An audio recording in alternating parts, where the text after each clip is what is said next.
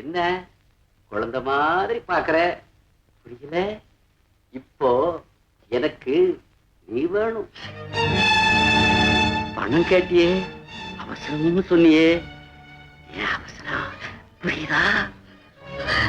நான் முதலாளி, ஆதாயம் இல்லாம பழகு சிறப்பு கூட எடுத்து போட மாட்டேன்.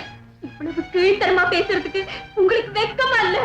புருஷனை காப்பாத்துறது உன் கடமை. நீ கண்ணகியா மாதிரி என்ன எரிக்க நினைக்கலாம். ஆனா இன்னைக்கு நான் பணம் கொடுக்கலன்னா நாளைக்கு உன் புருஷை எரிச்சிருவான். நீ விதவையா போறதை விட எனக்கு வேண்டியவளா போறது நல்லது இல்லையா? உங்களை ஒண்ணு கேக்குறேன்.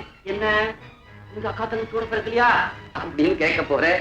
பெண்கள் எல்லாரையுமே அக்கா தங்கச்சிங்களா ஆரம்பிச்சுட்டா அப்புறம் அத்தனை ஆம்பளைகளுமே சாமியாரா போக வேண்டியதுதான். சாகரத்துக்கு முன்னால ஒரு ஆம்பளையோட ஆத்மாவை திருப்திப்படுத்த கூடாதா? யோசிச்சு பாரு. என்ன உடம்பு? கேவலம் புருஷனை காப்பாத்துறதுக்கு உபயோகப்படாத உடம்பு. இதுதான் உங்க நாகரீகமா?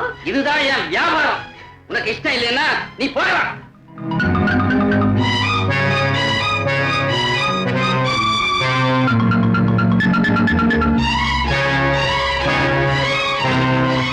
என்ன விக்கிறதுக்கு நான் தயாரா இருக்கேன்.